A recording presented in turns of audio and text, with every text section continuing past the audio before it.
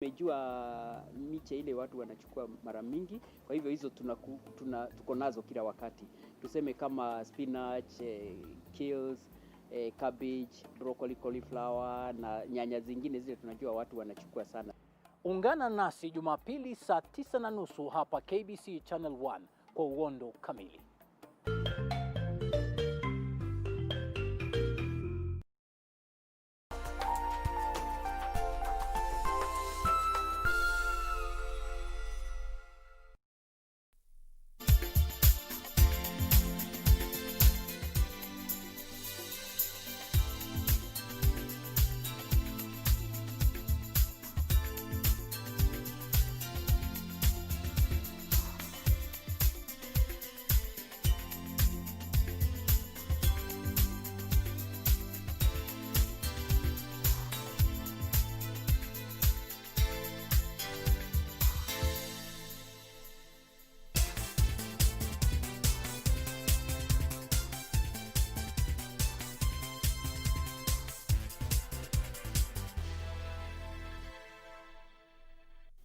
It is the 26th of July 2020, Sunday afternoon. Good afternoon. I hope you having yourself a fantastic day. My name is Museo, and we have quite a lot in store for you this afternoon. The latest news events as they occurred not just here in the country but also around the world. Welcome to Lunchtime News. Byron Abuli is our sign language interpreter. Feel free to interact with us. Share with us your views and feedback on our social media platform. We are live on Facebook, we are live on Twitter and YouTube. You can stream live at Purity_Museo and at KBC Channel 1 News. I'll be glad to sample your feedback during and before the till end of the broadcast. Let's now get started. Communication Workers Union wants the Ministry of ICT to terminate the management of Postal Corporation of Kenya over alleged mismanagement of the organization. Through its Secretary General Benson Okwaro, the union claims the management has failed to pay employees their salaries from April this year, subjecting them to financial stress. The Communication Workers Union is now appealing to the Ministry of Information, Communication and Technology to step and help employees of the Postal Corporation of Kenya who are in distress. The government must act, and they must act today, because if they don't act today, we shall not have anything called Postal Corporation of Kenya, because the employees are bleeding. The employees are appealing for Kenyans to help them. And I am delivering this message to the head of state of this country to help us get PCK back on its feet. The union claims the institution has been mismanaged to an extent that it can no longer meet its obligation of paying its employees. This is why I'm saying this mismanagement. How do you plan strategically to have a restructuring plan where you sign an agreement with the union, this one we signed, and then you don't implement it, and you expect that you can go and continue employing? The union is also questioning the structure of Postal Corporation, claiming the 9 general managers was a big burden. How can an ailing organization like this have 9 general managers? Managing who? If you can't bring even 10,000 shillings in a month, if you can't pay salary for 4 months, how do you have 9 general managers sitting? It now wants the entire management sent packing and board dissolved and a new team put in place to salvage the institution. In other news, imagine conceiving 11 children through rape. Well, that is the plight of one woman living with disability from a slum in Kisii town who has had to endure the struggle following the inhumane acts. Esther Pendo, who hails from Likoni, Mombasa, was recently rescued by members of a church that was moved by her ordeal. At the time of the rescue, Pendo was found with 2 children, one being a 2-year-old, while 9 others are reportedly in Mombasa. Esther Pendo lives with disability. She is well too familiar with the pain of rape. Hers is a story of agony and trauma. She is a victim of heinous acts that has seen her bring to the world 11 innocent souls. For a while now, she's been living at Darajambili slum in Kisii town. Nilikuwa mtu mbaya sana, mtu mchafu. Paka saa hii nikang'ala kwa neema za matamu. Her story has caught the attention of Good Samaritans. Seventh-day Adventist rescue team from Nakuru was moved by Esther's plight. With 11 children, and all of them, they have been conceived out of labor. This is a lady who needs a lot of help. The well-wishers gave her a wheelchair and assorted food items. Pendo is currently living with her 2 children in Kisii, while 9 others reportedly live in Mombasa, where her tribulation started. Before the rescue, however, a Good Samaritan had offered her temporary shelter. Sasa jana ndio nilisikia kuna kikundi inataka kumsaidia. Aliponiita alinielezea, hata mimi nikaona kweli kabisa wacha asaidiwe, sababu ni mama mwenye ako na watoto wengi. Pendo says she relocated to Kisii after she was told food was in plenty. The SDA rescue team is, however, calling for well-wishers to chip in and offer a permanent solution. Our mission is not ending here with this ready, and that's why we are making this appeal, that if we can come together, we can be able to contribute a shilling, a coin, we can get a piece of land for her, even if it's a 50 by 100 plot or less. We build for her house, and so that she can have a place she call home. Tumeisa peana viti zaidi ya 30 mahali mengi. Kwa hivyo hapa Kisii ndio mara yetu ya kwanza na tumetokea kutoka Nakuru ili tuweze kusaidia mama huyu. Financial support can be channeled through till number 171110. Kamchemenza for Channel 1 News. Right, moving on, residents in Kabete, Kiambu County have staged a demonstration to protest the construction of a 2 kilometers road-funded ward bank. The locals are accusing the contractor of flouting and changing the design of the original map to benefit few individuals. They now want Area Governor James Nyoro to intervene and stop the construction until the matter is sorted out.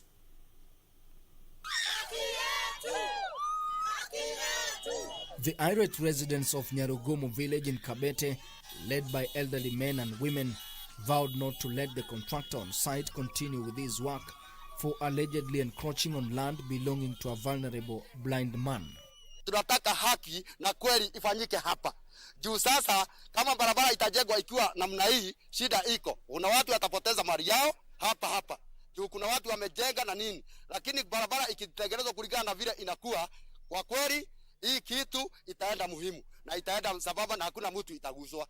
The residents claim that the contractor has diverted the design of the road funded by World Bank to only benefit a few individuals. Hakuna pahali barabara iko na kobo. Na kama barabara iko na kobo, sisi hatukatai maendeleo, tunataka maendeleo.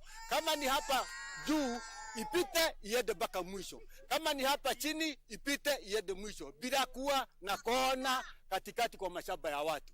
They have poked holes on how 120 million shillings allocated for the construction of the road was spent and called on Kiambu Governor James Nyoro to intervene and stop the construction until their grievances are heard. 2018-2019, 70 millions ilitolewa ya hii barabara na hakuna kitu ilitengenezwa. 2019-2020 wametoa 53 millions. Na vile wanasema wanatengeneza hapa, portion kubwa iko Kikuyu iko huku. Ya pili, hatujui contractor ni nani. Ya tatu, hawatupatii maps tujue ni wapi inapita na ni wapi barabara inafaa kupita. Ben Chumba reporting for Channel 1 News. An environmentalist in Narok County has threatened to move to court to stop the burning of dead grass in the Maasai Mara Game Reserve by the county government. Meita May Ole Dapash says the scorching of the Mara is ill-advised and wrongly timed as it may interfere with the ongoing wildebeest migration. The burning of dead grass is a traditional grass regeneration technique used to hasten the sprouting of fresh ones. Take a look.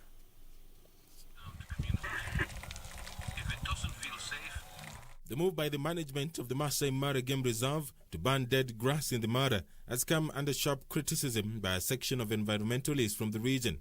Professor May Oledapash says despite the nobility, the move is ill-advised. You just don't wake up overnight and you start fires all over the park like we are seeing now. And many animals have suffered as a result of these ongoing fires. The management of the reserve hopes to clear dead grass to pave way for fresh vegetation that will feed the millions of wildebeest crossing the Mara River into Kenya. Experts say burning of dead grass removes organic matter, dead leaves, blades of grass, and other natural material from resting on top of the grass. Organic matter can house harmful insects and disease. It can also hold on to important nutrients, preventing them from reaching the soil.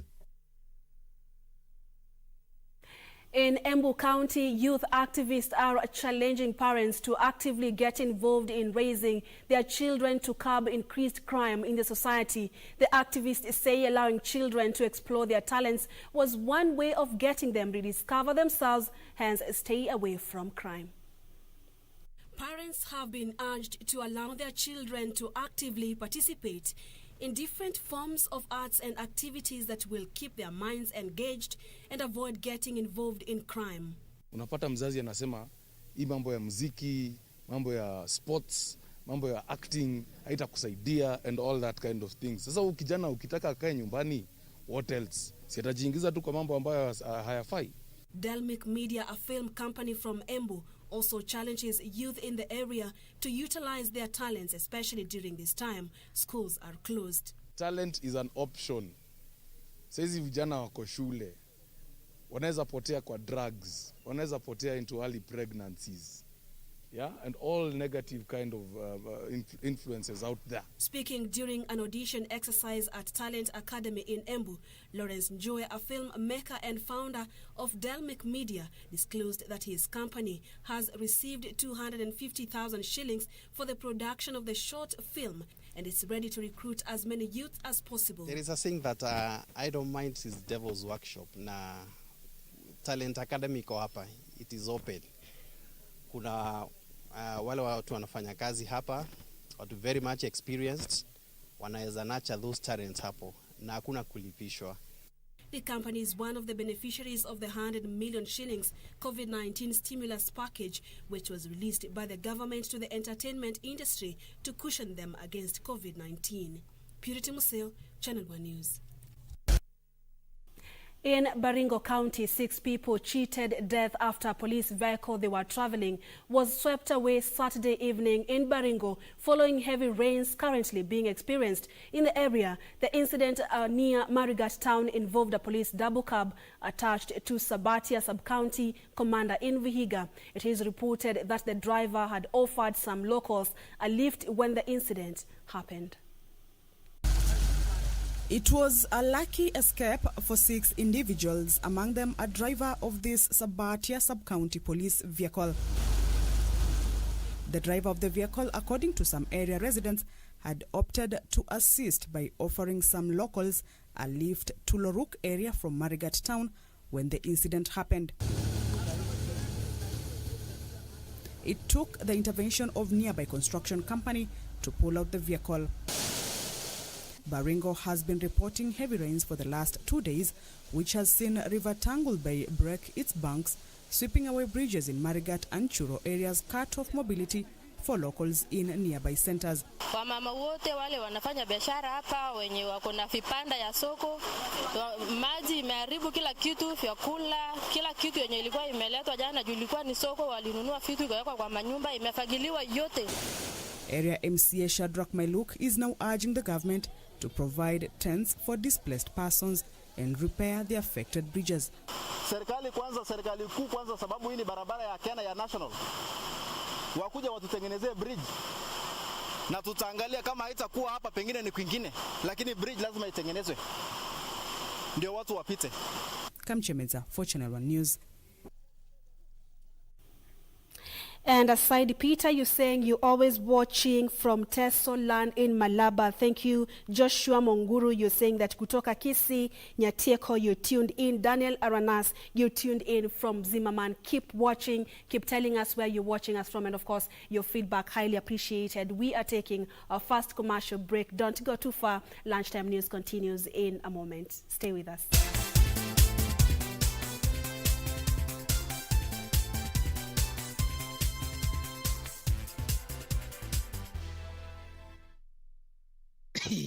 my friend. Yani wewe unajua kutime sana. Unangoja wakati tu nimekaa kwa nyumba peke yangu pole pole, nimenaosha mkono nikule nyama yangu. Saizi ndio unanipigia simu.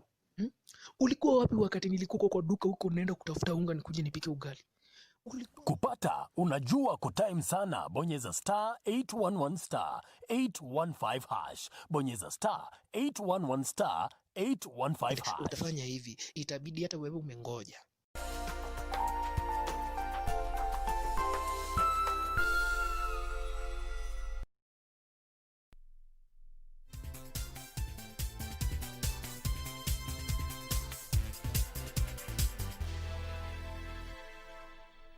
Welcome back. You're watching Lunchtime News. Great to have you tuned in. 3 people, among them a police officer, have been arrested in Endebess, Trans Nzoia County while in possession of a 1.5 kilograms of elephant tusk. The administration police officer and former bodyguard to Trans Nzoia Governor Simon Otieno Ocheng was arrested alongside Wycliffe Kiboi Ndiema and Solomon Kibet Simotwa, both residents of Saboti at Endebess Center, with a tusk worth 1 million shillings.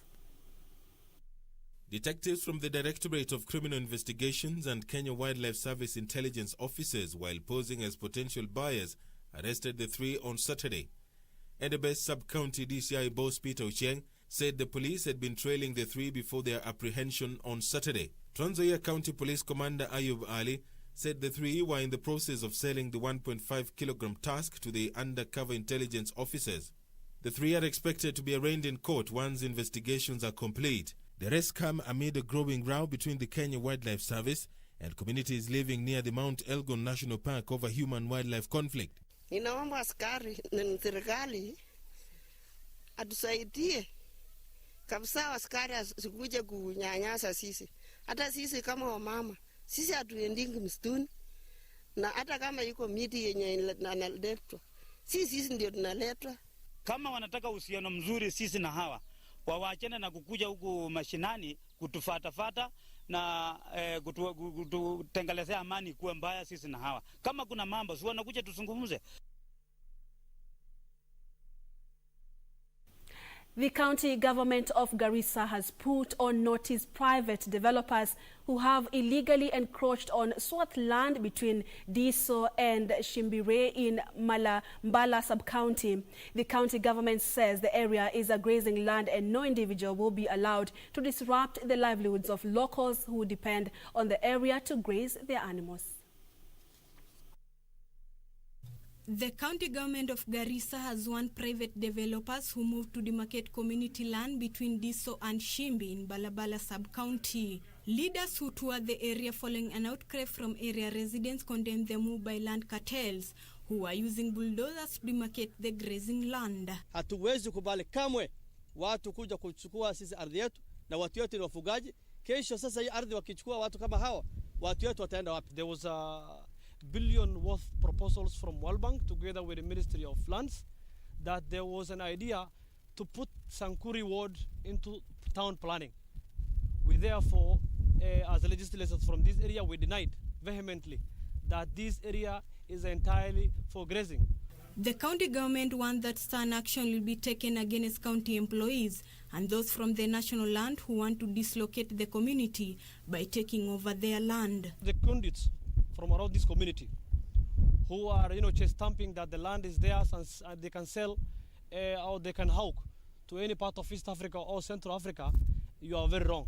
The county government is urging community elders in the affected areas to be vigilant and report those trying to encroach on the community land. Mtu kama ambaye ni wakilishi ya kijiji na anawakilisha katika yani chifu ama wazee wengine, hamwezi kukuja pamoja na mkuja kufanya nini? Kuja kuchukua watu ardhi yao. Employ the county askaris here. The county askaris to come and look for illegal land every day with the help of our community leaders, with the help of our community leaders who are going to be with them, with the stakeholders from Badia, from the rural folks, and we will never allow that. Local elders have condemned the action, saying they will do everything possible to protect the community land. Tunaomba county commissioner aje azuru katika hii sehemu, ajue shida hii ambayo iliyoko. Maana kesho watu wafugaji sehemu yao, watu wengine watakusemea wanachukua ardhi yao. Hii itakuja kuleta mzozano, itakuja kuleta vita.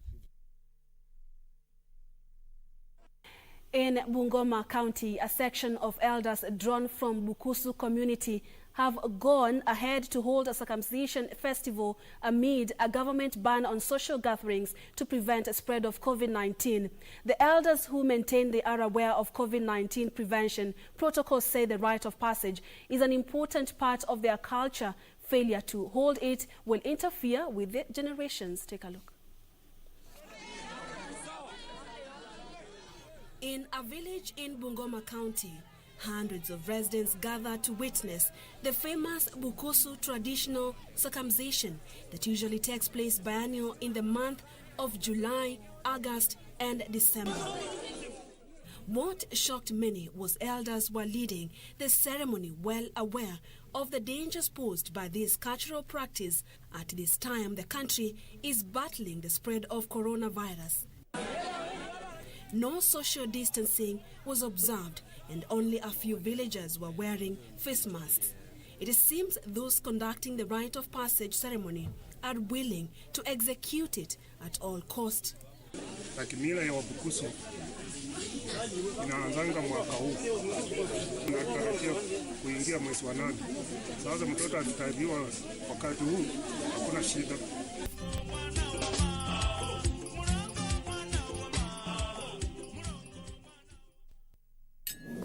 They say postponing the rite will have ramifications on generational naming or generational transition as the next age group will be affected. Tunatii sharia ya serikali mambo ya corona. Corona iko ndio, lakini tunasimamanga 1 meter away. Hata vile mtoto alikuja kwa nini kutoka Chandoni, hawakuwa kwa group kama vile wanafikiria. Walikuja na watoto walikuwa wawili, lakini walikuja nao pole pole, wanatembeza hao watoto kwa 1 meter.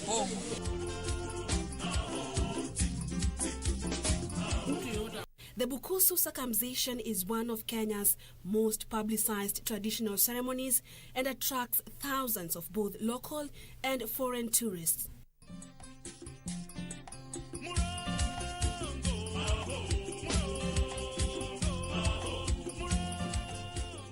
During the ritual, an initiate travels to his maternal uncle's home where a ceremony is held during which a bull is slaughtered. He is given some of the meat to carry home. The next day, he is taken to the river in the wee hours of the morning, where his entire body is smeared with mud, and on return, he is circumcised at the gate facing west. Purity Museo, Channel 1 News. Such a dilemma as elders try to hold on to their culture amid a ban on social gatherings. And Hurricane Hannah has made landfall in southern Texas as U.S. officials warn of life-threatening storm surge, strong winds and heavy rains. Elsewhere, North Korea is on high alert over first suspected coronavirus case.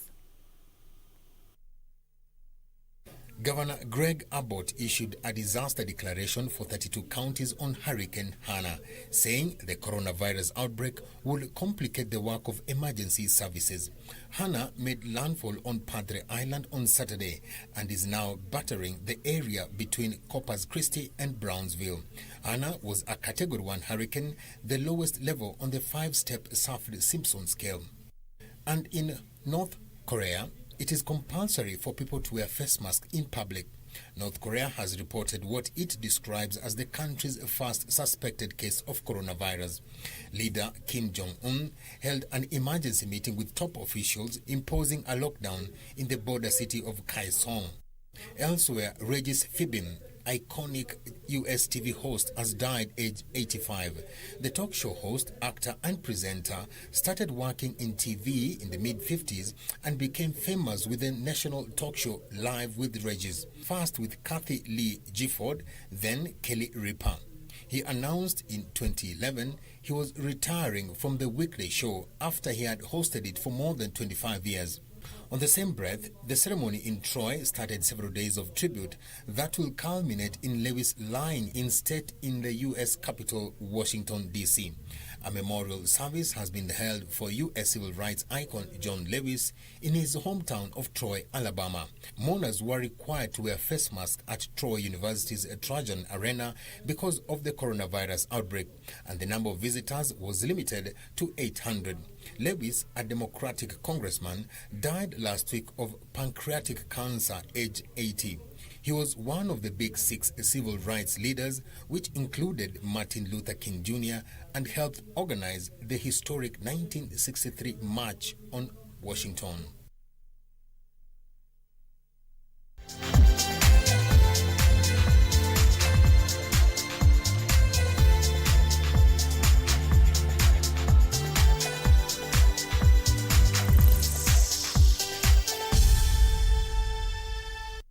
Time for sports news. Inter Milan moved into a second place in Italian Serie A table, 4 points behind leaders Juventus with a 3-0 win over Genoa, thanks to goals from Romelu Lukaku and Alexis Sanchez. Juventus will win the league with 2 games to spare if they beat Sampdoria today, but have only won once in their past 5 games. Lukaku opened the scoring in the 34th minute with a header from a Cristiano Biraghi cross before Sanchez struck in the 83rd minute and Lukaku added his second in stoppage time.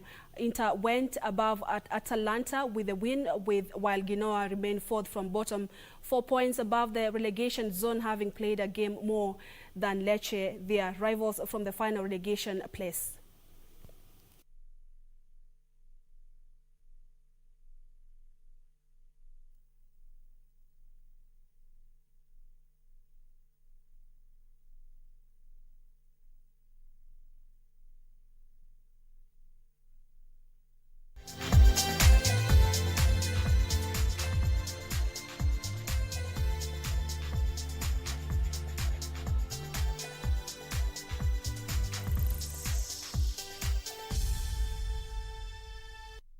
That brings us to the end of Lunchtime News this Sunday afternoon. Thank you so much for keeping us company. I'll be seeing you again at 9 p.m. for Channel 1 Weekend. Remember, tonight we also focus on the frontline workers, this time round healthcare workers. A discussion around the same on family matters will also follow. So why don't you look out for that? I'm Purity Museo. Byron Abuli has been our sign language interpreter. Do enjoy the rest of your afternoon and God bless.